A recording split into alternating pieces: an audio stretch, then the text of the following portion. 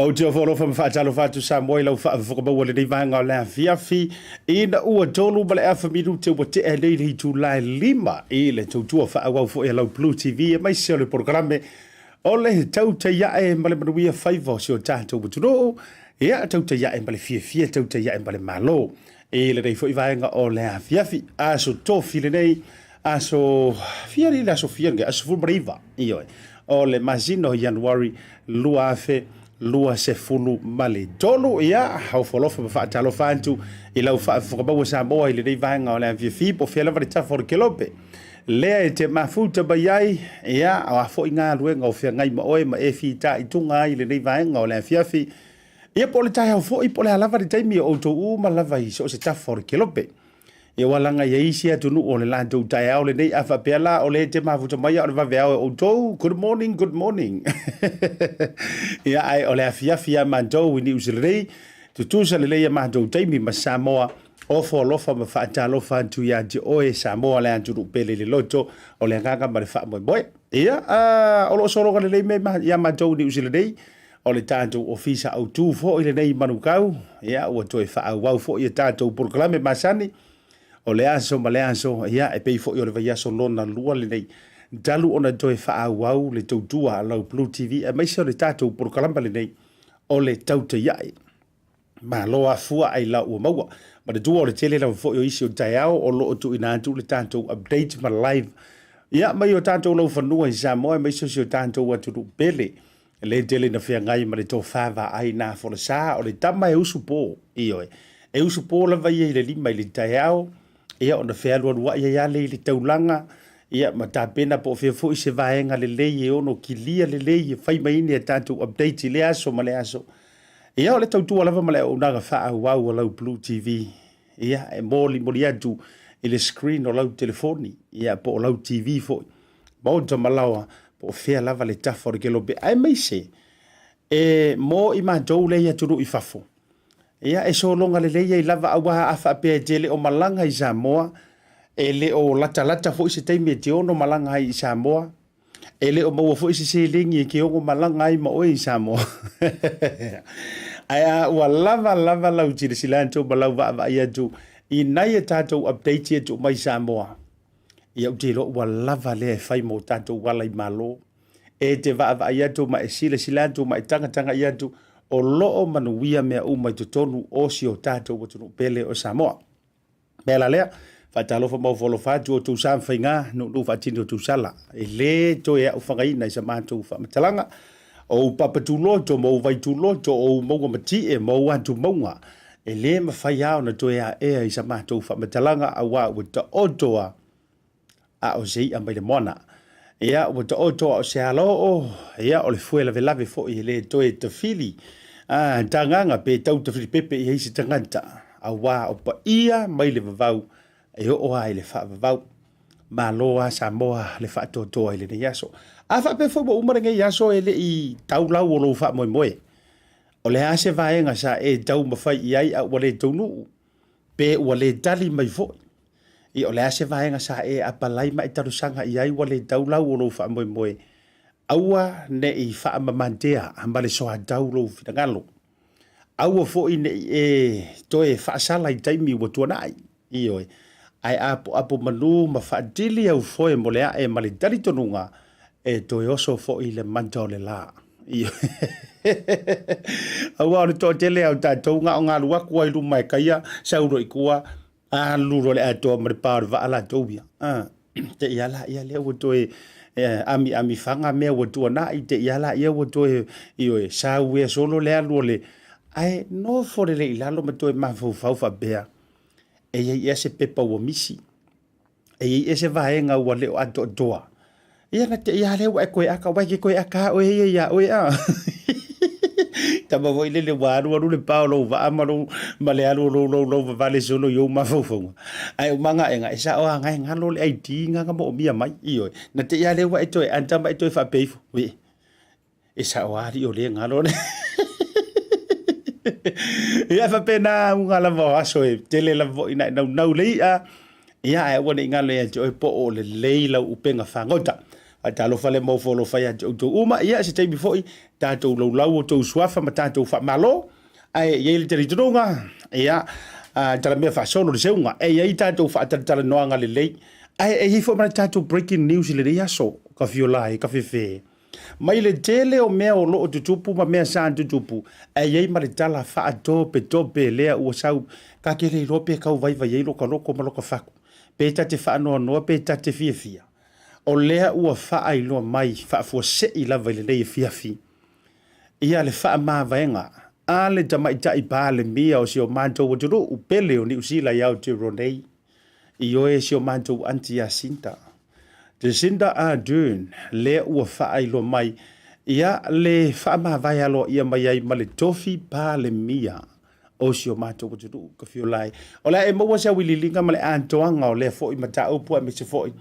O le tala o to le vaenga ia i se taimi muli ane i lunga lava fo o penga te whailangi le tātou Bluwave TV ia o le am whaiona whailoa ma whaamatala atili e nisi o mafuanga ai mo le dei taimi e na o na whailoa hantu whabena ia ua whate ia i fo isi o manto watunu nei ia pe ai se ha wai ioi le ase me watupu ia o le a fo isi vaenga i tuantu o le whato whala inga le tamaita i bale mia ia ua mafuai o na whaalau i loa whaalau i tele mai le whaama vai ai peia o le aso fitu o Februari lea e whaailoa mai o le a function ai ma taunu ui nai lea tūlanga a o leo whaailoa whaalau i tele ia o le a whaase ese ma le tufinga ba le mia ia e mese fo i o le taitai inga o le malo ia a le o toi mamau peia o ki topa ea po ia le mātou whainga filifilinga ia ole a tau ma faila fo e tala o to ma update atu no to pa ia ma no to ma ia o te longo se fa no nga fo i telo i la to e fia malango lango ina le taita inga le nei fo i taita i longa ia manatu tato malolonga fo i matato malolonga ia tato fa so inisio tato sponsors e me se fo i la o nanga ma le la to fo i pito la au ia matato tala me fa solo ye le tato malo e fa tala noa e tu sa yo pepe fa inga ruenga pe ama e le tato fa sala longa fa pi sini nei taro fala va samo ka fo ye mala o ko ngaru au ro ma manga le ko i ava pe tu sa ili se lu au wa fo ia to na yo le sama so te tasi e te mau le Tasi Market tato ru au felesia fa ko a otto me sa so ma ye le tu le o tato fa i palang felesi na fo na me felesi ke ma wa Tasi Market le ga tailo tatou talo ni wele ar kama mai fiki karo pingi ki fo ile le pink taro number 1 pe api ni waila e ofa Tasi Market tatou au mau fo tatou mau keni so si tu ai nga sai se ma tu fo e ma fa yo fa ye fa ausi fa ye ku ka ese li liu mai le tu le te sisi na mai ai ang yang ese ma li ia ola sio ki lang yang Samoa aven yang mo te mi nei ro ai mau ma tatou popo e fa ye la pepe i nei le Tasi Market. A wha foi ke aunga kae walu popo, e ai foi le apa pepe. E maua foi e tātou whasimoli ngosi mai lawai nei tina mata mai ta i Samoa. Le wa whatau ina i so o si tu ai ngā lanu, so o si tu ai ngā manongi ese foi. E le gatai lea, whaupo foi le tātou whanamoa. Le tamasasa oa lea e au ngā mō ngase, ia ai mese foi wha i leino lo tino, wha pia foi tātou sama ngā pia. Aolo maua foi tātou lenga, tau sirisina mai. O le tātou Samoan turmeric, o le tātou lenga tai lea, o le kama lea o ava, ma le tua, taimi o le sama, lea ua warumia le tātou ava. O mai la ia le vaenga mō le whanau laiti, maua le tātou vai o le fulu, maua le tātou vai lafa, ia le kama lea le su e le toatele. Ia wao le foi vai tau o matua pi le mangeso kingo. Maua ma le tātou mangesia mō le whanau. Ia e mai se foi o le tātou vai tale, ia o le vai fiva, so o si tu ai ngā vai mō le whanau e te maua nei le Tasi Market. Samoa, e tasi lava le whare o loa e te maua umai o loa umanei, na o le Tasi Market. Tasi Market, the taste of Polynesia and your affordable local.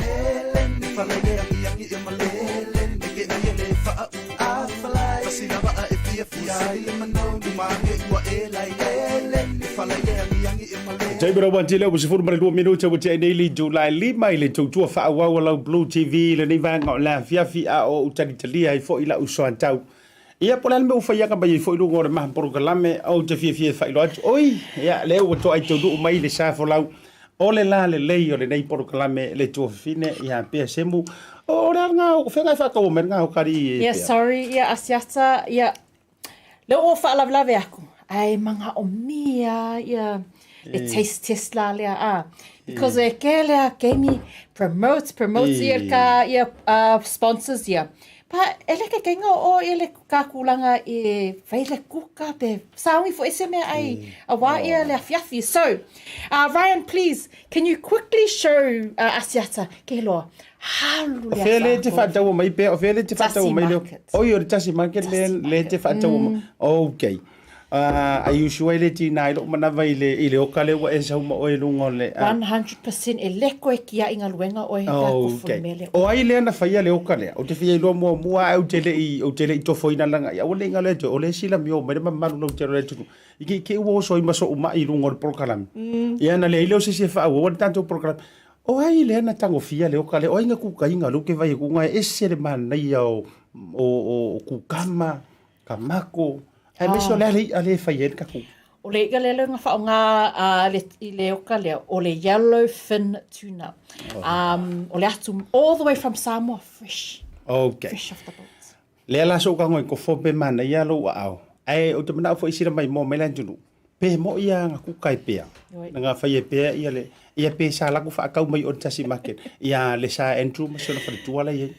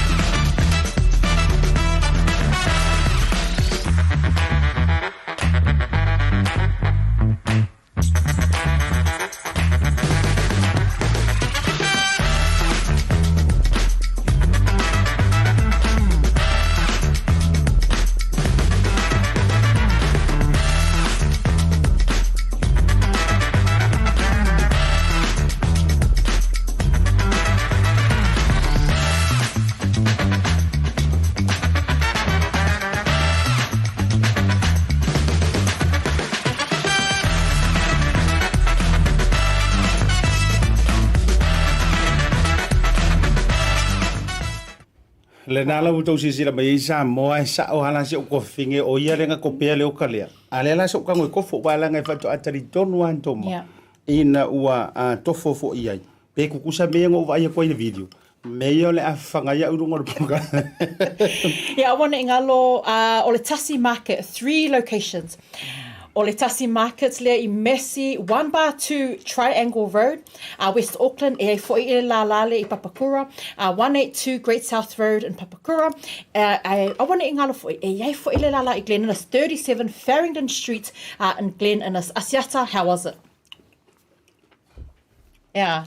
Wale ingi upo fa mtala ke ro la kala anga le ai le show le tau fa mo. Ai fa le le la wo kale. O kale ma ngai o le fele si o le ia. Ma ia yo le felesi o le ia. Ia o le yellowfin, ia o te lo le tuna. Ia o ka ko o le haku po le asias. O ka le manga ia. But do you know the other thing, asiata? But lewa yele ke le pa o lewa yai only $16.99 a kg. All of our stores have the steak pieces, le wahoo, ia le yellowfin tuna, all the way from Samoa, from our own people. You know, not these big ships. It was our people lenga o whangoka. So it's you're giving back to our own people. Ora mo toale le ia lo fa yo ka lenga javo ile o le taste man nei ia yo le ia o le tuna. E te maua le Tasi Market ai me se foi la o le tau ngofie. Le no tau sile mai ai me o io atu ia sa pe fa steak foi le lona tipi na mal tapena ina. E te maua o mai le Tasi Market o fe ka nga ku kanga ka fa ka mai le ale pe fa mo. e iei fo elesi il mako pop-up I Tasi Market e yeila I Mangele. So it's shipping, it's a victory shipping I 120 Greenwood I nā I Mangele. Lewa ua whai ngō whieme uma, lewa ua whai uma ele tātou vaingale le Tasi Market. Everything has been set up. So e yeila ele kako contact details all on Tasi Market. Be message mai fo I a Dan whaapea ile matou vainga I le Tasi Market. O le fuja whaalongo pēr, iai fo I tātou vai whaale nā tūra. Pe o le vai nonu, sasalapa. Ia, me se fo I o vai fo I e mo le, tinea fo I o wha mai se solo I pe o le tūrau o le tāne, o le mangeso, o mea uma whapena. O le maua uma le tātou. O le sila vaenga ai tele I whaalau tele. O le whaka usau mai Samoa. Ua whiu e toe su ele chips fo I lele su la. Yeah. Le maua uma ai sau le Tasi tali. Market. O le ua I le Tasi Market, le isi whamonianga pēr. It's all here at Tasi Market. It's vave le alu chips here. I want to ngalo. Everything I manga mia for le onga tato whanau.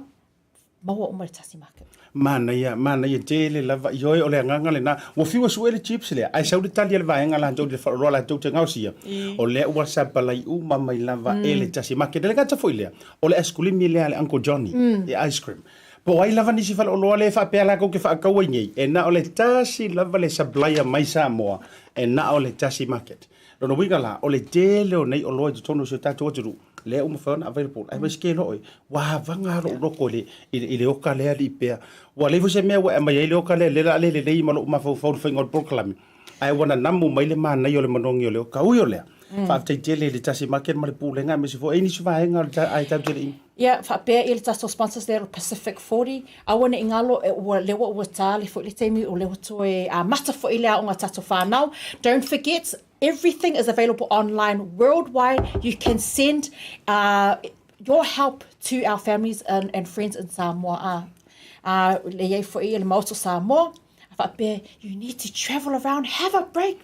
Le ngalo, le tato vaenga le Maota Samoa, you can fill up and explore our beautiful Samoa. Le wa matala ia boys, because you tried it out. Ia le nā tonua, o luke vekunga. O kausa se ia, wa tau walo I man mawhau o le ingola uoka. PacificEzy, money transfer. Yeah. Tupe mo Samoa, malupu puia, vave doe saunga le mu. O le tua foi le unanga le PacificEzy, I tono so tātou atunu, o le fo ua mawhai ona e whaia lunga le app. Yoi. Download le app, I lunga o lau telefoni, po o lau computer, po o lau tablets, po le alava, whaingo fia ona e whaatauno ina, toe malu puipuia. Yeah. Malu puipuia le vaenga na, e tau le yeini vahenga fo ngai whape, waku au statements, watu le telo mo mea tau provide, pe a tele au transactions, o le halana nai alai fo na, vala uria tātou ma, una ia tātou, e te tau fo. O na tātou whaonga hina le app a le PacificEzy, money transfer. Ia ranga tai lolo Lucila, Realty and Property I Samoa. Number one. Sa ilingo so fale, me se fo se whanua, lisi pe whatawina, tasi lava le tamaitai te manatua la na au nanga o le Lucila. Ia. Ia, o le sila o tātou whabitoa, me se fo le neivanga la viavi. La tātou atu le tātou malolonga, a foi mai. Whawhiloa il tātou malo I lunga o le porkalame le neivanga o le viavi. Sunga le whawhiangainga, Reverend tole foa Larry tupa I le vea o ia fo I o le pulisili o le tātou ainga energy. Manatua, e le nganta o le Tasi Market. A o ia fo I o le pulisili o le tātou ainga energy. Lea ia tātou pepa whaingaruenga ia sa whaa tala noa ina. Ia mo se sio tātou atunu I Samoa. Ai a whai o le te mai mo mai au e whasauni te mai mo ina le taito fitu I Wellington o I Hamilton. Awane ngalo so ofu e te lango ina ai le tātou au le manu Samoa taito fitu. Ioi, 685 to the world. Sa ka bagi fare 685 to the world. E te maua uma I le tātou office na o le lua se fulu lima la.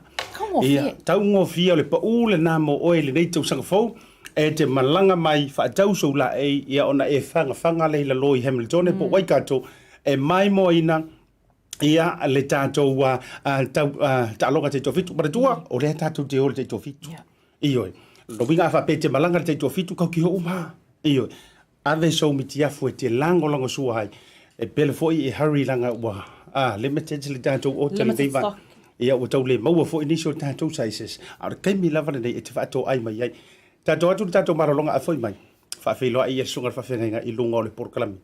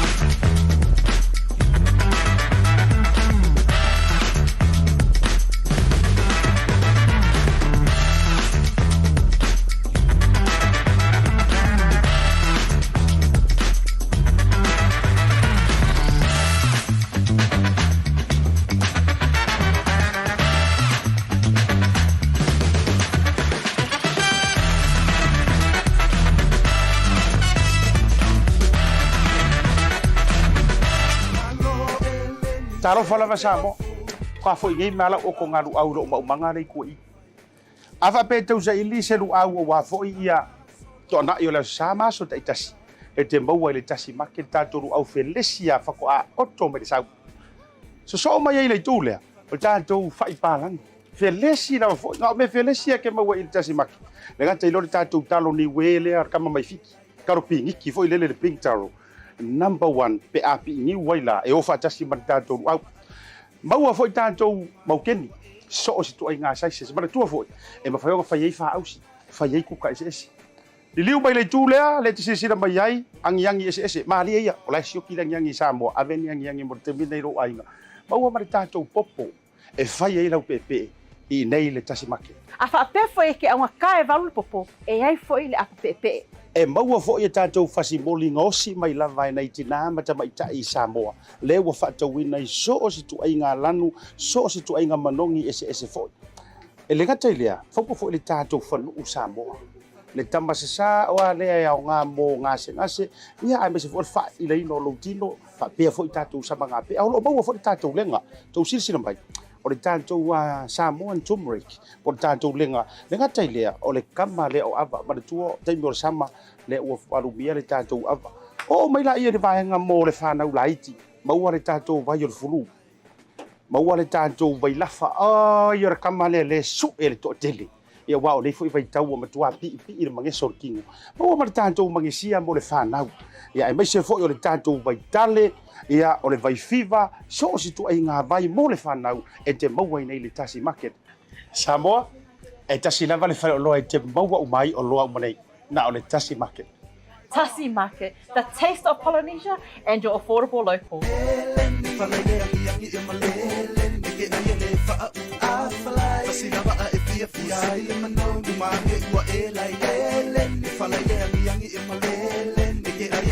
Toi whawhele atu le toi taliu mai o le proklame I ona malo longa masani whaantalo whale to jele o taurunga o le proklame le nei vanga o le fiafi o te fiafia whailo antu le ua ma whaatasi ma le songa le whawhiangaiga ia ale fionga le whaasina ia ale fionga ia tole foa tupai Larry Lavea I le nei whaivanga o le fiafi o ia o le pulisili le nganta o le tātou Tasi Market pe tai o le aunga o auto le ma whaatalitala noanga ia o le isi o na pulo o ia o le pulisili o le Tautai Ainga Energy. Ia le ana la i ona ia ina I whaatalitala noanga fo I man tātou avanoa o pepa whainga luenga. Le sa pale whianga ia I ma le songa le whawhianga ia po le pulenga. I le weekend na se I mawai atu nei I Samoa I nai le Maota Samoa. O te whiawhia whawhiloa I mo wholofa ma whaatalofa. Ia e lau songa le whawhianga lau whionga le pulisili o le Tautai Ainga Energy runga le proklame le nei vanga le whiawhitalofa lava. Ia. Alofa soi fo manuia la fionga siaka vai malai fa pe foi pa ia malu o tato watunu sunga fa fiangainga malato fa tua tupu mali tua mtausia fa pe foi pa ia la silasi o tato tupulanga talvo o e o darlin le nei proclaim le Tautai A'e ia malo soi fo maua malangi ma Whaftai mo le avanoa tate whaatase le nei a fiafi siata. Ia tata no foi ia nei mta upo wale o atu e foi Samoa ma interview ai o tātou tangata o manuia le sei. Tai lava. Malo whaavetai ioe o le sa ka whaakasi I Samoa. Ia o le nei fuwa tātou e fantasi nei au te ronei. Nā mai lau whai ngā malanga. E ui au le sa tātou iai e beitai sa whaisina o mua I Samoa niso fufuanga. Ai nā mai le whai ngā malanga I nei aso e whā. Le sa malanga tua I Samoa e lusunga mi se whalitua ma le tātou pulenga. Ia o tūlanga lava whaapisinisi ia oti I aso sa iai. Ai tele I o pokalame sa tau mwhai e wha ofi I nā aso e wha. O mea tāula na ofi ai sa mwhai o le stemo mua nei. Mwhai on mamalanga whaatasi ai mantinao nei. A inga pole pole siri. A pole siri au. Ia e se ele pole siri atu. I se o pele lea I Helen. Yeah, it was the first time ever that we both travelled on a business trip. Yeah, for lei mana also lea Rizwan, he's a Fijian Indian brother of mine. So all the experience la, all the meet loa i o tātou tangata o whea le mamau na mai ai po savai po ina upolu so e manuia ina ia iai se ava no e mawhaina tu atu ai le pepa lea whawhainga luenga e mau ai le pepa no fo mau i nei New Zealand ma ati na e ai se manuia mo lato ainga mai so lato whanau so it was very emotional very challenging and a real blessing o mea umalawa na sa li o ton taimi o le ata mo le fia taimi o malingi loi mata ua ona o le lafoi ua le ato toa se whaatala noe le ngangana ingilisi mai o tātou tangata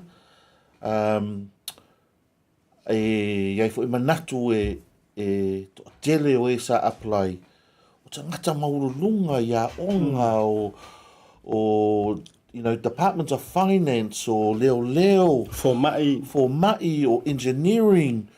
Au whai longa. So o le challenge la na face for i.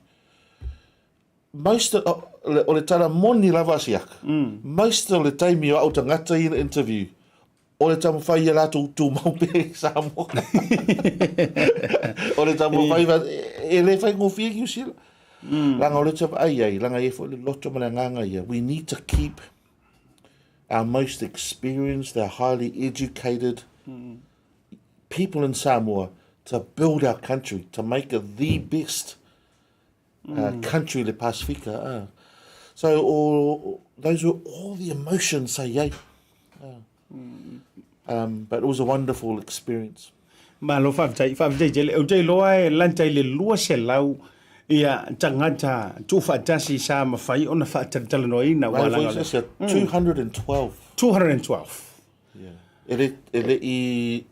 Ele include ai sa turnaway. Ia, ona ile ia toa mai vaenga sa mo mia, mo le whaatatala no.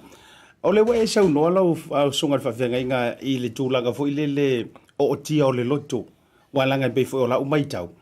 Ia, o le toa tele lava o niso i lato, ia, e o mai maleanganga matua nau lava, i lea lava aso. Ia, maua rol pe whenga ruenga. E pe ia ile nau tai nau na i o tātou tangata fo i le e o mai with the strong mind. E talia mai loa i le taimi lea. O ani vaenga, e tau fo e ona whaafonga, le whaafonga mari toa tele, o ani vaenga sa tele na le lifa ia i le mo mianga, au tau sa ili ilan tau o wani pepe whainga ruenga. I ilunga lava i o le company ala ainga energy. O ani criteria sa pi na wha masila iai. Ina ia tau li lifa iai le whai unga mo ilan tau e mo mia ila nganu e ngalo fio. Mana i tele fsid. I tele lava criteria wha pisinisi pea wha pea o lea interview nye New Zealand. Mo e ro nye New Zealand. Po tangata fo i e ua le lei te le lato whapalangi. Ai o le main criteria lava o le tautala mai lea o tātou tangata i le whaperitania. O le main criteria nā sa whaalongolongo ai pea se lato whaamatalaina o le lato tangata o ai o lato manaonga o mea ro tama whai ona sa ili ai a wā fesili ana tu watu wā tele fo fesili nei ai. Ai o le main criteria la, can they understand the basic and can they speak? Ona o lea, o le pisingisi la ina energy, o pumping singi. Lona winga la, a le mawhai e le tangata ona whaatala noa le pālangi po o le tonga, po le fiti, i le ngana Whaperitania. O tupu le whaalawe. Ma lesi mea siri ona tāua, ina ia malama i policies here o tūlanga o le health and safety. Health and safety and security. Ina ia lato malama a tupu se whaalawe pe o stangata o lola, tu ma se whanga po se neifi pe hauda whapena. O le alau ai ki e whai. O le alau... Ia lava le tō whā o le malama I le whaitau ma le tala noa I ngilisi ina ia I loa ai policies ia. A wāre saunga le mu o le ola o le ngata ai maise o tangata ngai whangawenga ma tangata nai o mai whai lato whatau. So the main criteria was that English. Ai e iai fo le criteria.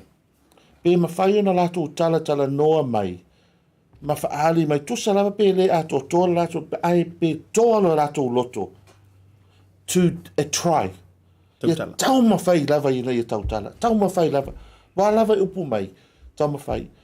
Lona tolu.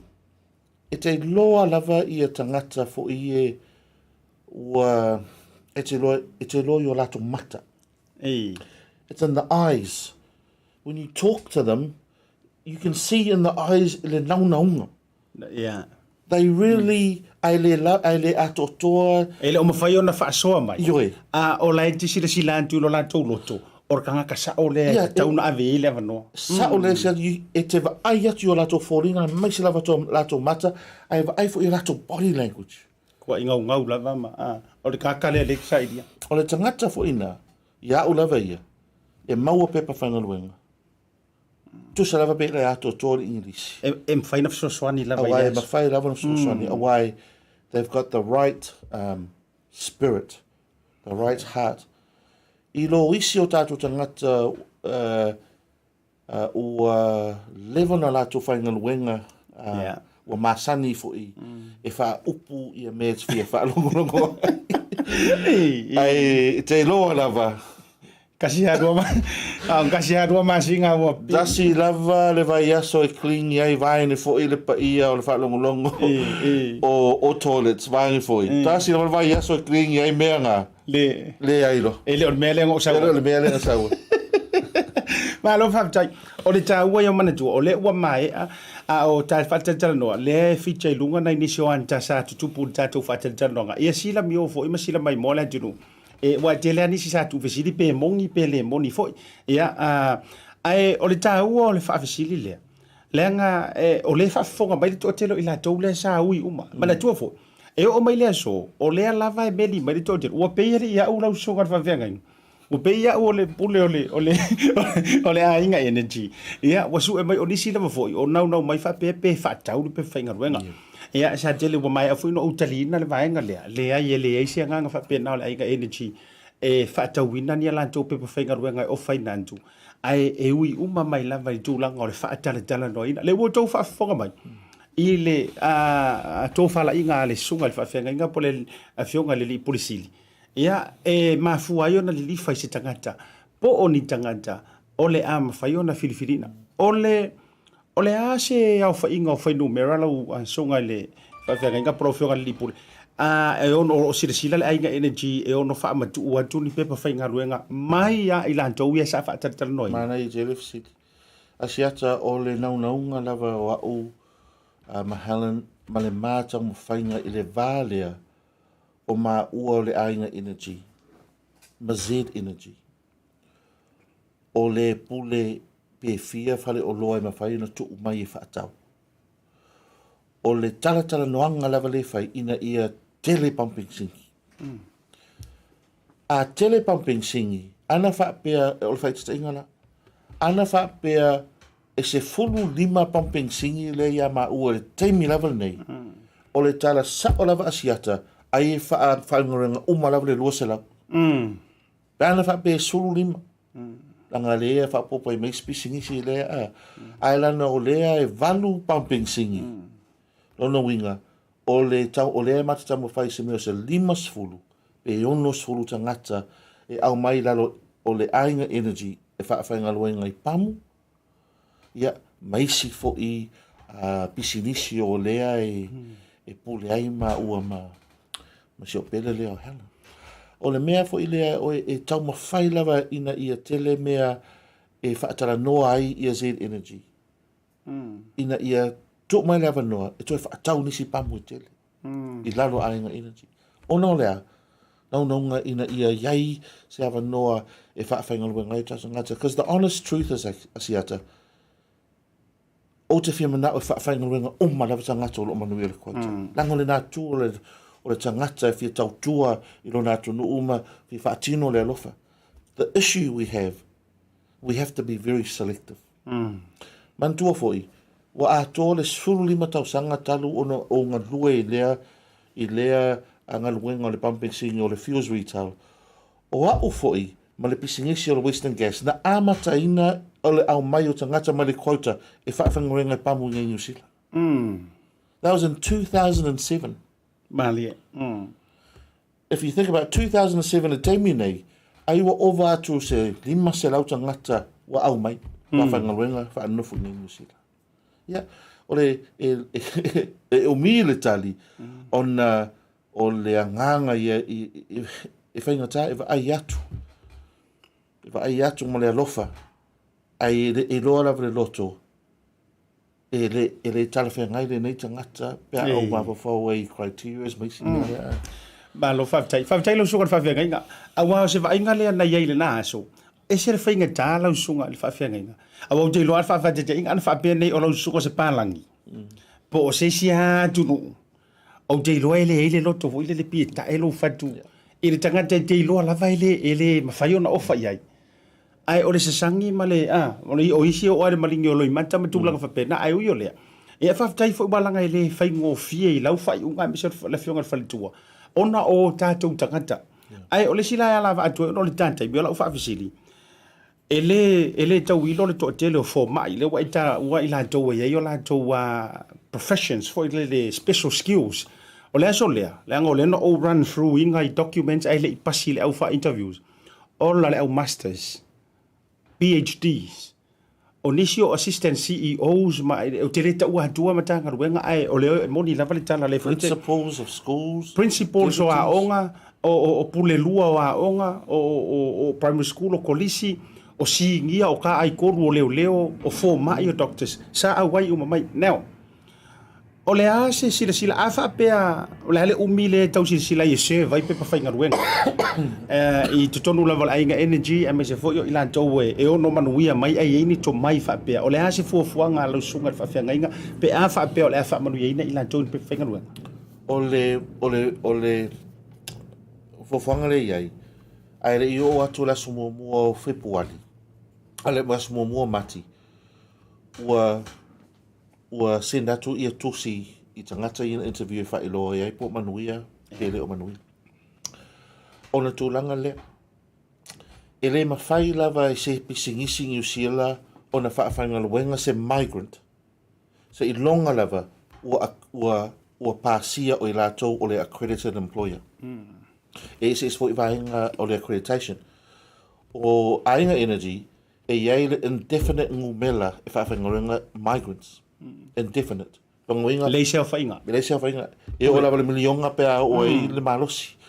Ai o le process ia whaamua and advertise langa luenga. The job lea offer. Uma le loa vai aso. O walula ia le portal Ainga Energy. Whai le job check. Tuula ia o le job check nga ia le immigration. Pe iai New Zealand ma whainga luenga I lea langa luenga lua advertise pe le ai. A iai o na interview mua la ia. Langa o le accreditation system ia tu le ava no mua lava I tangata New Zealand. Tangata resident ma citizen. Ai o lau experience I le toititi lava whaasifulu tau sanga talu o ngā lua I le pisingisi o le retail. E le su se manguia mai o tatangata le o le pinfiki. O le tala a tasi I le afe. E le lei. A le si iwa se lau iwa. E le ai. O le mea nā le o ai fafo. E o sa ili mai. Tangata mai fafo New Zealand. E tali tonu ina. E ma whaino lato whainga luenga. Aisea. Langa o le loto. O le fatu. O le anganga. O le o mafau fau. E su ele manuia o lato whanau la hiti ia e tau mawhai a mai. So, o le mea nai tau umi ai le process, e le mawhai tu usao atu lafa. A wā tu usao atu, e to e vesiri mai, o whengi usila ia... Sa e uia a wala ia. E o lava le mele le koita. Sa iai 5 years ago whaingo fie. Tu atu lava, stamp figo whaakali isi time le maua mai oi Dunedin wili mai ele kangata ia nga awhai lau job le suel peng fiki wai no tātou tanga ale taimi nei o taimi nei e whaalu umalawa le quota e whaalu umalawa accreditation so ona umala i ona nā e o atu le o atu asu mua o mati wai loa o te whimana o foi mate malanga tu Helen ma malanga tu foi i Samoa ma whaawhiroa i tangata ia ua manuia mana ia i le whaafsanga ia ona tu atu aila ia la tō lewa noa maulolo work visa whaava yaso sau tangata whangalawenga a mato na ati na e mea i tapena maule visa residency le resi tolu pe ona masina a mai rola i le aina a loa seto ia ngata momole mai whangalawenga malo whaafitai o le nā ua manino au whala o manino fwoi manto le vai i le tūlanga o le whaatara noanga ia o e le sa whaatara noa ina i Samoa a whai o le sa interview wa kaunga e mawhangawhanga keimingi le ua tau whailo atu le whionga le lipule ia vaenga sa sila ma tuli matanga wina i le tātou whaatara noanga i Samoa au fwoi ke mpore gele i osu so mai i hoi si te talo i le tua wa e kire i lo a whai o lo ingoa sa kaulano le lisi rwaifi au au ne ngale te oi o le whaatua tu tupu ai vavenga ma tūlanga uma ia ai moli le whaamaro ma le whaateitele le usunga le whawhenga ina le la ua mala mai urungalu tūlanga o le vaenga ia tau pule ora leanga leo le tua te lo leo o le taimi o leo le a senda ia po i la tau fu o filfilia ia la tau e mo fwese vaenga i lunga le tapu kalami o whiona ta whaasoa ia lau whionga le whaasina to le fua ia se vaenga muli te sauno iei tai lava lau sunga siata ia vai malai le ai lana uti taimi o tapo kalame ai tele nei fo imata ia isi vaenga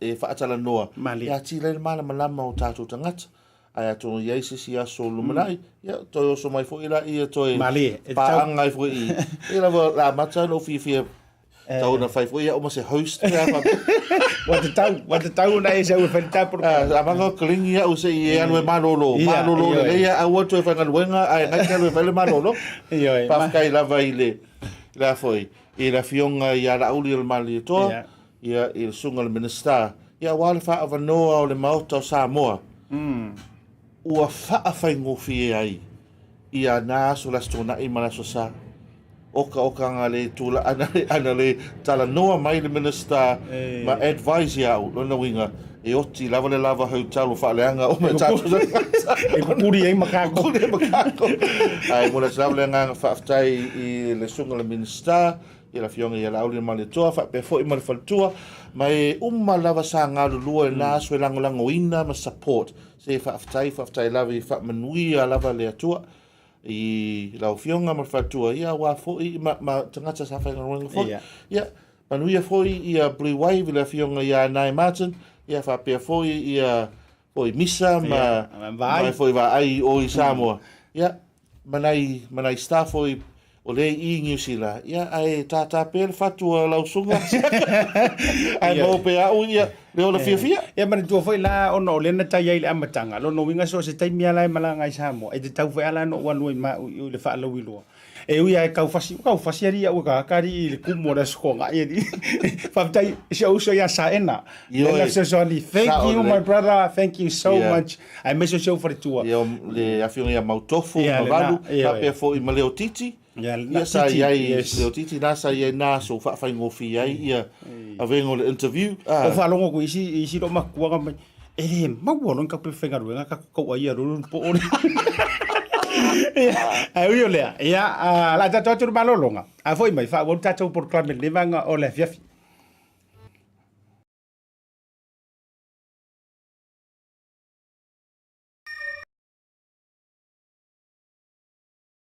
Salupa. Kau Maota sama.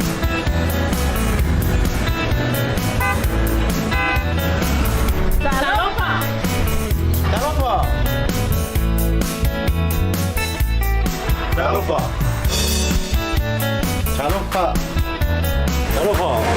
Salupa. Salupa. Salupa.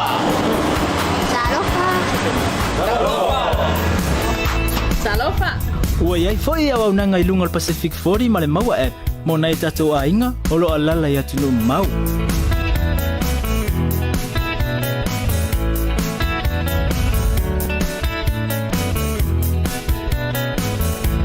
Tonte Pia ona Pia mo o Samoa. Tautai A'e S3. We will see you again.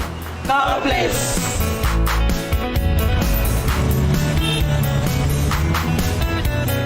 Wow. Go guy makes yeah, just give me a second, eh? Hello? Auntie! Oh, Mayuko! Sorry, so, come I send myself to pay lunch if I told him my lunch, but okay. Baby, what do you want? The barbecue one? Okay. Chef, I'm more sorry. Thanks. Love you to the family.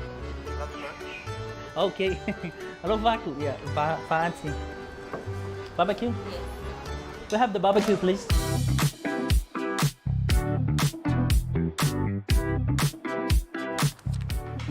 Tell off a voucher. Thanks, tell off a voucher. Do you know how much I love you? No. No.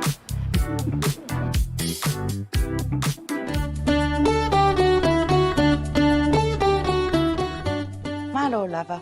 Ua whaapaingoa whiane le PacificEzy o na lafo se leni a inga mawo I Samoa. Ua iai le latou au nanga fau e tā ua o le PacificEzy app.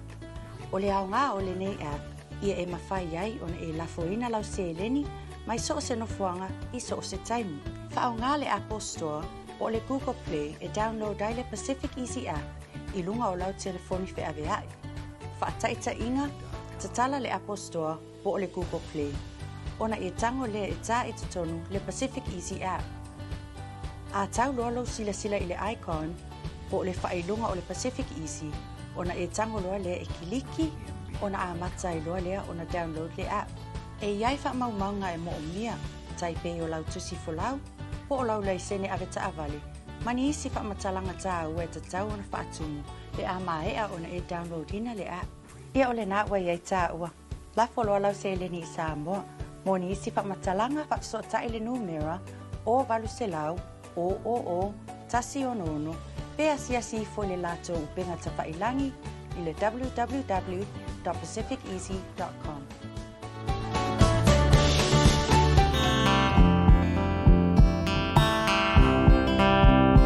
O talo fatu malo le sa I le tatu tunu alo mai o se whapaponga rei o talo mero tupu le tatu tunu ia I le nei fo ia se tofi sefulu malaiva o le masino Januari lua fei o sefulu malai tolu. Wala pate ia nei he le mtanga luenga o se fu maloloina tawala mai ia I le whaatonu sile o mtanga luenga le awhionga ia ai ono Dr. Eke Roma ia I tawala mai e se pepo whaamtalanga whaapena o na labata I ai nisi fo ia lau whai pisilisi ua moli mawina ua whaapena o na lātou whaasalawina lātou pisilisi tau I whale ainga I lunga o penga o whaamtalanga pitai. E leo familia ina tūlanga o aia inga ma le vaengo tūla fono pe ona yeli tūla fono lua fisfulu marelima mo le soifua ma loloina maiso le puipuingo tangata lautele ia I le tūlanga pe ona yai ia le vaengo taumafa ua moli mawina tu sai manisi o li poti sa o atu le matanga luengo le totelo I lātou ufa salalawina lātou whalainga I lunga upenga o whamatalanga e leo iai ni a lātou pepa whaatanga e mawhai ai ona whaatanga ina ono lātou whaatawina ia ni tūlanga o ni o loa ia morfonga tau mafa ma e leo iai fo I se vaenga e ono whaamalia I nai le soifua maloloina e peilau fo I ona iai lea tu la fono ua whaapena ona whaamalo sia e matanga luengo le soifua maloloina e a sia no fuanga o lo whaapena ona fausia ai ma kuka ina ai penga o sia ai ia nisi o loa ia e mawhai ona avea ma tūlanga e whai ai tau mawhutanga ia po o nisi o loa o lo whaunga ina mo le whafonga tau mawha le atunuu o le tūlanga ma le mafuanga ia o le fo I tūla fono o le pui puia le tātou atunuu mai nisi o tūlanga o no awhia ai le soifua maloloina ona o le tūlanga whaale tonu ia o lo whaapena ona iai vaenga o lo wha tino ina ai ma kuka ina ai ia mea ai mai te tau ai ia ona mo ila to uma lo ini la to sinisio fole ainga ma me ai fa tau atu tu tau ona nga ile matanga luengo le soifua malo loina fa tumu ni pe fa tumu po forms ma ia fa pe na ona ilo le matanga luenga ina ia mautino ai hia le saunga le mu o me ai mo le fa tau ina tu au ale fonga tau ma fa le tunu Inisio tala le asora fila silgi ai le tustala le fionga i le sui komisino mta ngā ruengo le leo stasi o whaala velave mta upu le tūlai mai le astona i rwai asu tona i na nginga ai lunga o penga wha matalanga o se atau ki lipi video ia se tasi fo i o tamaitai e ngā lue se tasi o whale inga ia le whale inga le nei le princessa mo tō tua pe tai le nei video na wha o li mai se tasi o tama ia e whaasua a wā le asanga ia tuai pe tai na wha maunia mai la fionga ia papali i la sonafi e lei o atu ia le fo ia a inga ia po lefo i tamaitai po lefo i mata upu i le mata ngā luenga. Pe tai ia on la filava na toi wha maunia mai ai ia ina maua maea ia le wha whilo inga le tustala ma le sunga ia papali i o lea ua wha o tuai ia le tamaitai le nei ia ma wha ulu na tangi ia e tusai ia o nei fo inga i inga na whai nei tama wha sua wa ia ma ia wha oli mai nei tamaitai o le waitress ia i le whale ainga a le princessa ina i moto tua wha solo sio ngā matanga ruenga leo tusai o la le mata upu.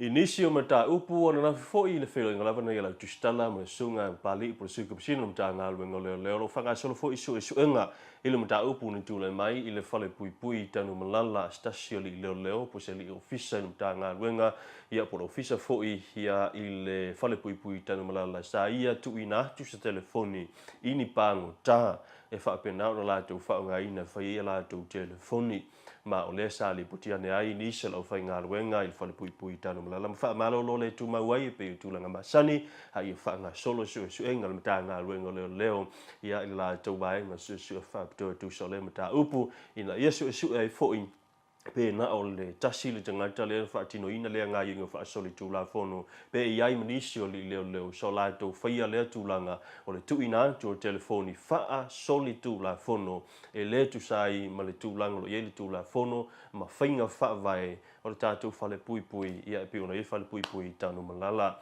a faia fa ma ni no winga o le fa pena foi o le tu ina tu fa msinonga mo sala tu fa salanga e fu ai le fu solinga tu la fono so no le fionga i le sui komsino mtanga luenga leo toi wha manino ia vaenga mo le si le fia. So se tangata labu bu wha maunia sanga soli tu la fono.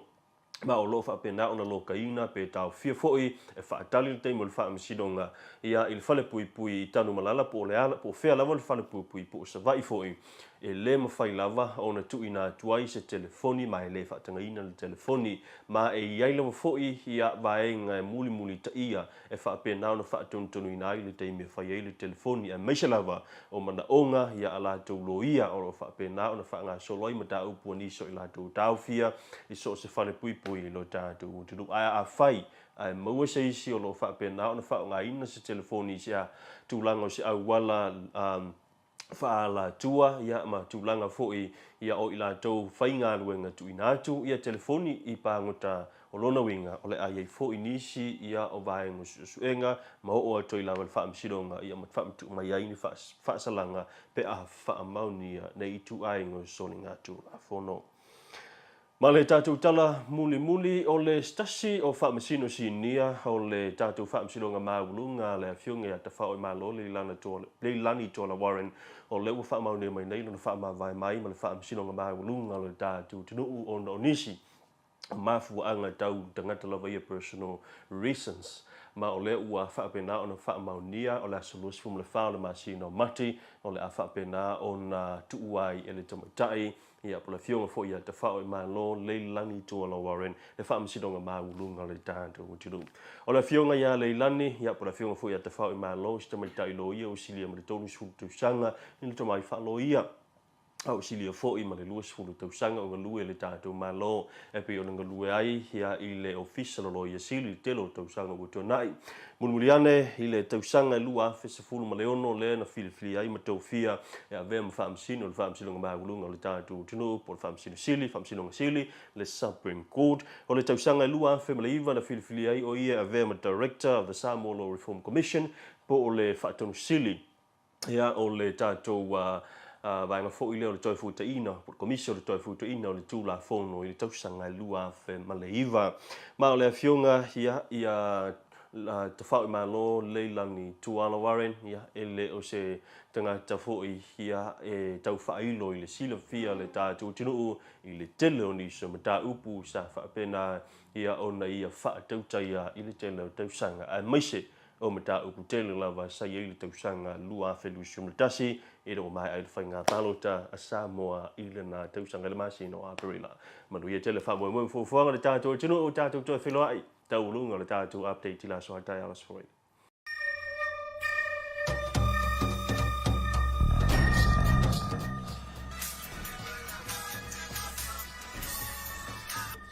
Hello? Happy birthday, Yus! Yeah, happy birthday di mo makiva. Se me kala mo vine kwai. Amo yo kolos fanga mo makolo talo fanga choy celebrate los fanga yo chamisina. Sorry, e fia po. Ah, seri. Anga me kasi los fanga o si pe fia po. Uso, kan yung kokongi member fufu. Yeah, okay, so ifo. Pauso. Thanks, sis. Send love to the family. Okay, bro. I love you. Love you. Maloso. Oh, talo po, welcome to Thomasin. Malo? Payment. Talo from Bacha.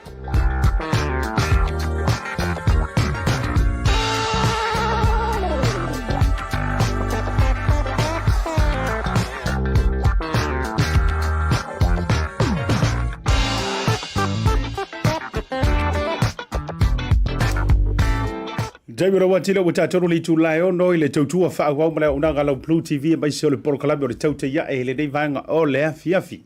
Toi wha atalo wha mo whoro whantu ia anti oi le whato a maa ua le poro kalami mai se fwoi whato a mawangi au dara. Pe whato a o fwoi whale e fuli no boi whai.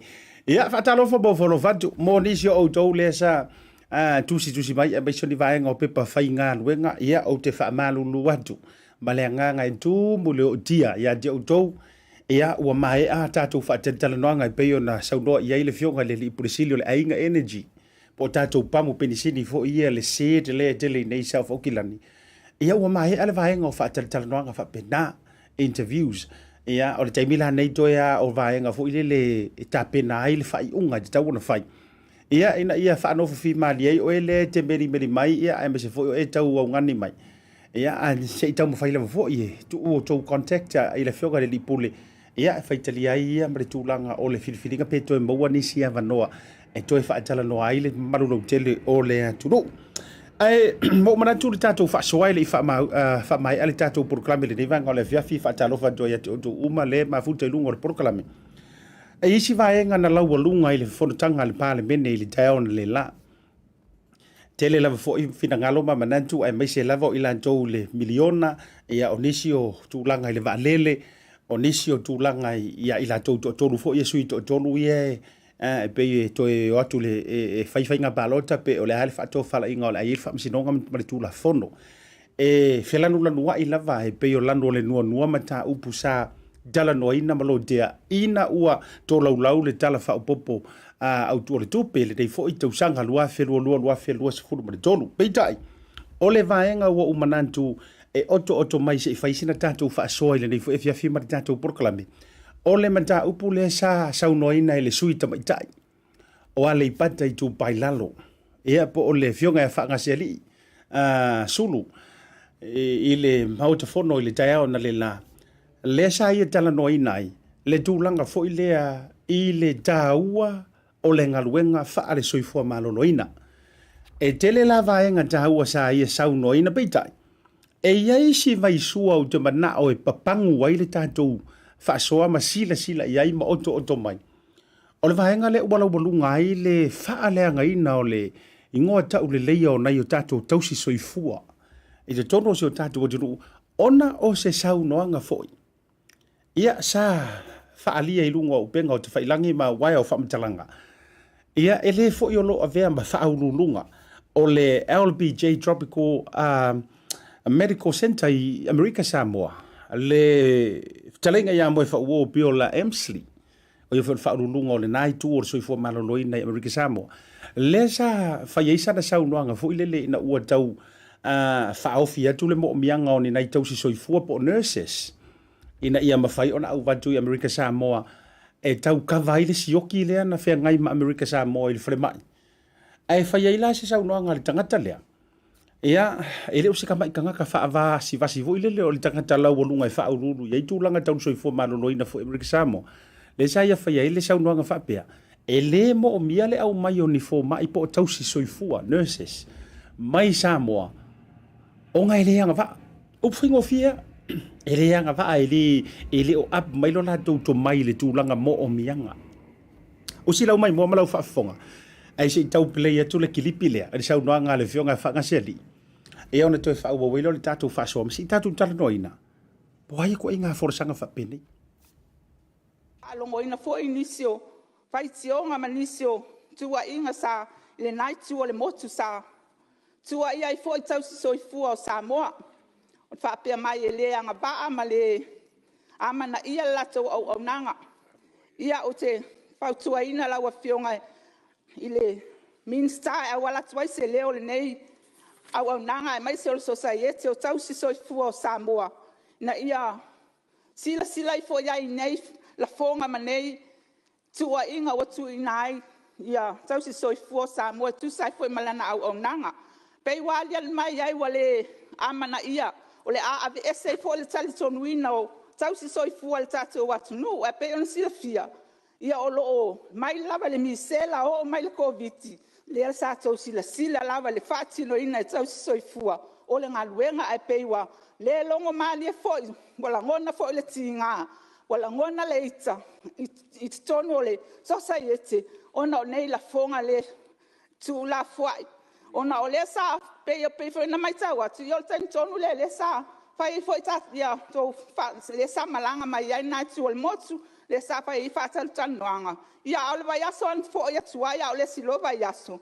Ia e saulo le fasal launga na we le amana ia tau si soifua a upolu.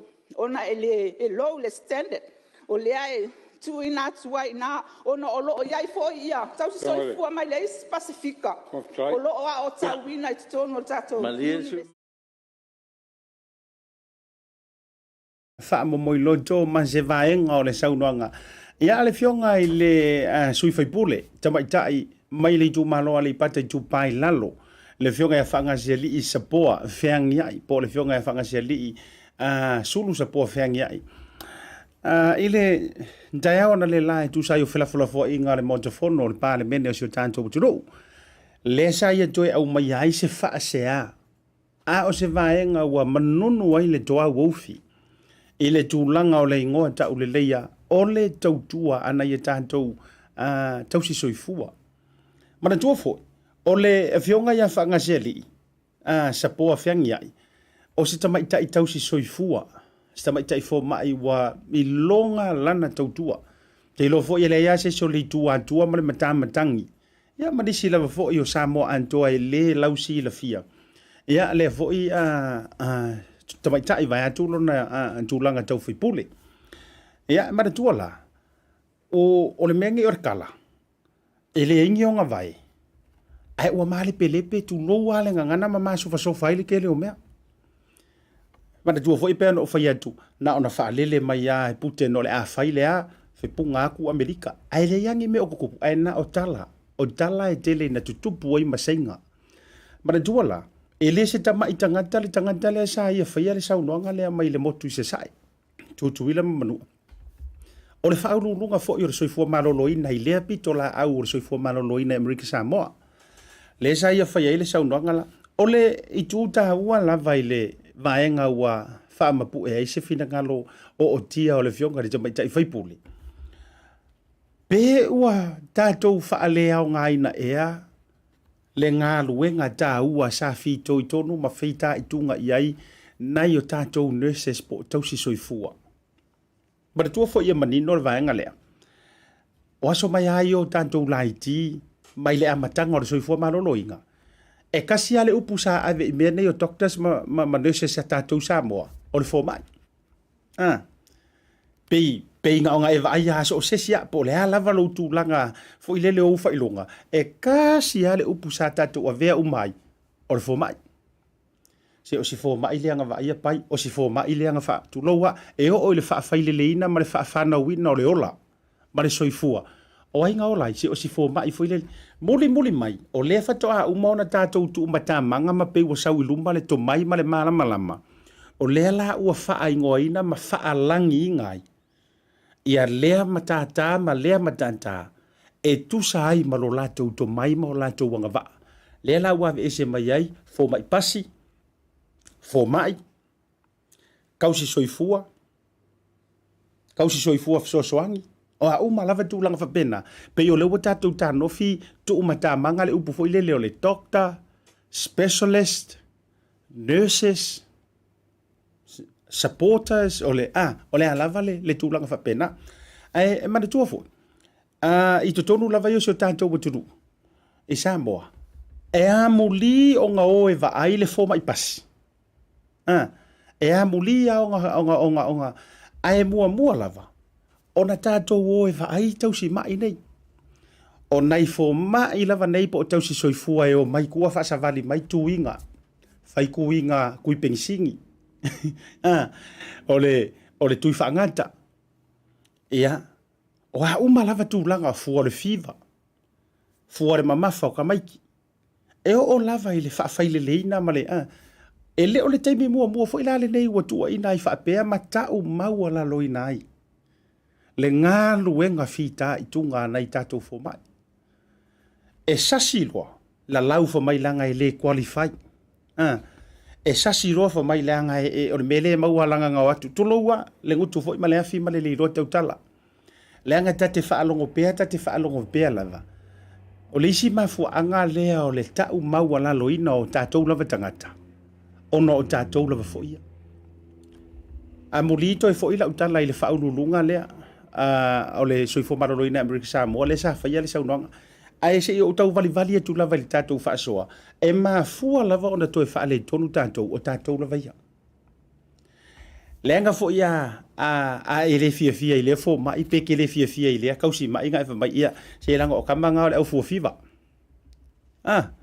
o le au fu fiva va nga ave se kanga kai loa ye so o tatou lava tatou te no fo ma toe tau maula loina tatou si o kamanga nga karingi po tu loa awa o le te fa mai nei a o me masani ona e fa nga ma e fa longo o kamanga ngi po unga o kamanga nga le o mai ngi po le la lau fai tau pe afa pe o le o fuatia mai lan tatou ona o le tulanga le a o ai sa o lai ma fa le leina ma fa na wina tu lo le ngana ele yengi fo mai pasi nga fa yal me nga sa ama ka mai kaula sia Samoa so o mai lo le mare to mai ona i tausi soifua ia peita i o le saunoanga le wa o mai ele faurulunga le o le matanga ruenga soifua maloloina Amerika Samoa ua matua faina ai le ingoa ta ulelia le bo fai ai masuanga bo fai ai maulanga i lunga o pega te failangi o le fainga i o na i o tātou tausi soifua la o fai ai ma e ule le o fa matalanga o fai ai o koe kaulo ma fau le pese foi lele la foi pese foi lele tele na fa amu mai le vaenga le Amerika Samoa ya tato pese foi le tau alanga Solomona le tau alanga a Solomona e fa tatau ile alofa e la fai le na ma fai upunga e ke fia ia le tele ai na fai mai ai fa anoa ai olo uanganga a eita uso tutuila wa e lau ita le wakupu kongo ai iyo fai mai o Samoa e mativa ai ngaloya oe o e lava wa e faalu maina e fasa na i fatunga ai taunu e pa wa ai o are sa vali le pea pe yo le mo onga tanga loa faatupunu ina ua fia mo o le teino telesa ai fai atu ya panga mali e se sawia e avelo umana onga pe pa uia e o le pea O lea ua fasa ngā tātou whātunga ia, a lea ua kaungu ulele ia. Kau vai maua lalo ke fo o kou. O plu sawa. O le mea fo o i loa ai le tangata o le tō whae whi tā lai. Ia o ai la lea ua e whai ai, whatu o ai e whai ai e tala. Pe o le mea ea ona ua o tau sila sila mai, ua ke lele value o le tau tupe Amerika isi a mātou tā la Samoa. Ia ua o tau lea mana ia mai ai, ma tau langa whapea. E ui o lea ua tali foi tau le fionga le minister o le soifua maloloina. Ia le fionga ia loa pitu whanua, valasi sele. E ui o lea ua tali foi tau, ua mae a foi sa lātou whanotanga ma le fionga le kova na sili o Amerika Samoa. Ia ua mai a foi o na avatu se wha maua la longa a le foi sa whaia le nei la fonga. Ai whamere ngango le pālangi, the damage is already done. Ua masofa ai le ingoa tau le leia. Ea wa o le suanga le ma le ulanga le la whai ngei kain. E na ona tau whai antu wa ona ia tātou tau si soifua, ai sau le ulanga ia langa i leanga waa whamai ai ia kamaro kukuila. Leanga i leanga waa whamai ai. O le whaasoala i le nei vanga wau te loa to a tele i la tau lo mafuta mai Amerika Samoa. A o le whaasoa i le nei. Ia, e le a vea fo i le tangata i to tasi e sātia i fua le sua au manongi le lei. Wa o te loa mo utari tonu e to a tele lava ia fo ma i pasi to tonu Amerika Samoa o i la tau na whaafai lele o mantui uponu. O ke loa le lei mo utari tonu. O le toa tele fo i o nisi o Amerika Samoa ua wha manu ia ina ma toe wha fo i siaro la tau soifua o se maa ngā kongi aku i ngei uponu. O le toa tele fo i o ila tau ua whana na wina le soifua sa wha le leina le soifua o nisi na fisoso ani antu i nei uponu. No winga lau lau tala. O le a le santia fua le maa ave le fua ma wha le ngai nei le ngota ule leia o le malo Amerika Samoa. Peitai. A whai o e whaafonga mai au o ele si e sifi oi o lova ai maua lalo.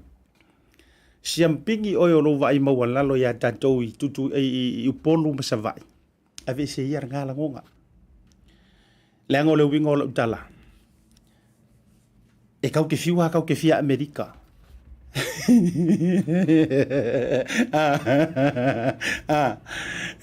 E kau ke fia palangi. A o ele singa makua karo mawarunga lau fua toa Samoa. E sa rau kana. E ke fia ta rock. E wanti lai. E ke sa ora kami ki mako java e ke fia ta walk. E te fia americano. Nga o nga siamping ya makau siamping yo man Samoa por tatu to Samoa. Ke ro o yanga mo pa ke le pe o fai ki lau ki su ma fu isa to Samoa. Ka mai ki o lo uso mai Western Samoa. Ya ole fa so ale na le vai nga o le viafi. Ya fa tete fo i tatou la fonga e me se fo yo upu e po ina mai. Le nga o le tala le tusi. O le ngutu e tau tala i le fa sala e o mai le oti. Po o le ngutu e tau tala i le oti e o mai le oti. A o le fofonga e tau tala i le manuia e tupu mai le manuia. A faila o le nganga le kau mawhai aku ngai ka kau si soifua e maua noa e atu ila e maua i fwoi ngai a mako se lengi mangi a mako se spengi mangi a mako ia e whapena mai le tau tiro para tiro whamai e leanga va o ka fiolai ka fefe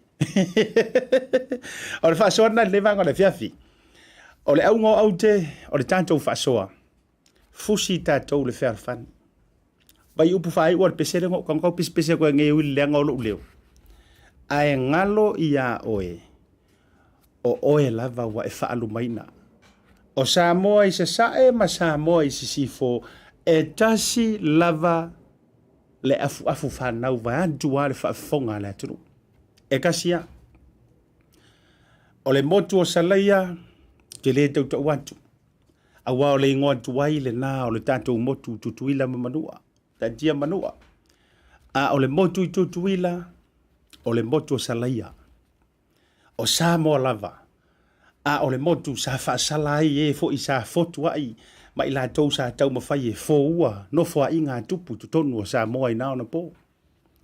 Ngā o ngā sasi a la, ma wako e whaasala. A e tasi lava o Samoa lava.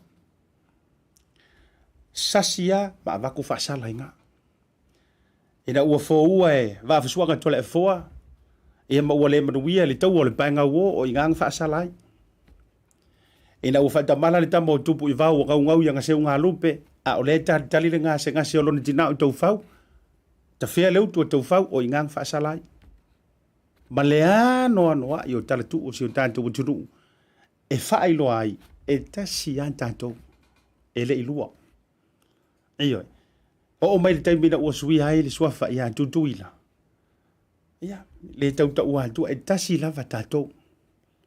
O le mea la lea, awane i avea colonizations, awane i avea mea muli mai, ia mawhai ngā mālo muli mai na pū lea wha kolone tātou.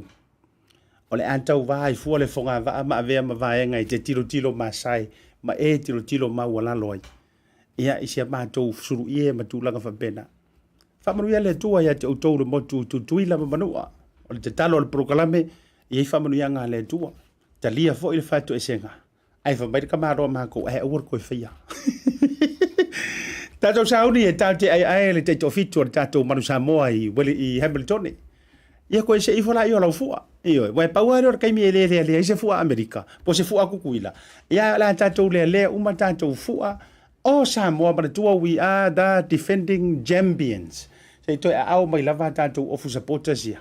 O tau sila mai. Ia or kako kololi a leanga koso mai taimo to Samoa, lea o le a koe koso i la loi Hamilton, o te anu i la loi Hamilton e koso or kako kololi. 685, se fiatu hala utala lea, ko uso mai Samoa. E mai kala lisko inga ngai kia. Asata. O rea era ngare ngu bela o le ongo varu lima. Ia makako va ai lai ai. E tā ua. Au e iris kanga kaluki ka umangi ngoku lava. E pese le 685. Ai le ilopo le hale winga. Iyo. E wa foi nga au ko fie vili international ma isi international. Fo ke yan va mesko inga lai ofo wala ofo pengi. E fa men kana ko kire ka ua ko re ngo se ko inga lai felang porokan magi. Mai se sa ua. Va ko le fa mai. Olea e alea mea o le ongo varu lima. Olea alea me se o ngā o le ongo varu lima. Ngā o le ongo lua are mea rau keilo. Ioi. Pa mai, o sa kaun kako 62, o se seri kako ngumela. O vea ku ia vai oi. O leo o uloi i. O oe le tangata e le o fie eisi te le atu i atunu i whao. O atu. Ia o le ono varu lima. O le numera lea. Whaingoa i o le numera fee. Ioi, ngā o i al Tautai A'e le lai mawai, o le whauingang o le 685, o le numera whee le a Samoa. Ia, sau whakau sau numera whee kako whee la no.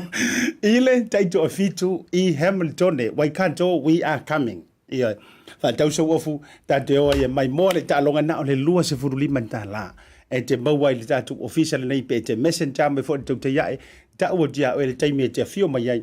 Ia mai sa po ska ka nei tu sanga lua fe lua se fu lua fa update tele tato major sponsors le Tasi Market ia mai se tato fa loa le u fa ilo atu tu sala ya bea le oka le o ia o le ia felisi tuna wahu o le yellowfin o le atu o uma tu inga asi e te maua uma ia mai se niso tato o le chips man ia fo le kau fao mai Samoa Semco matulanga uma pepa masi keki sainga maua uma le tato fa lo le Tasi Market Pacific 40 maritalo fa voucher, sau pepa tala o loa mo Samoa i so o se fale o loa, i so o se tafa o si o tātou mutunu, o bolu ma le motele i se la fai.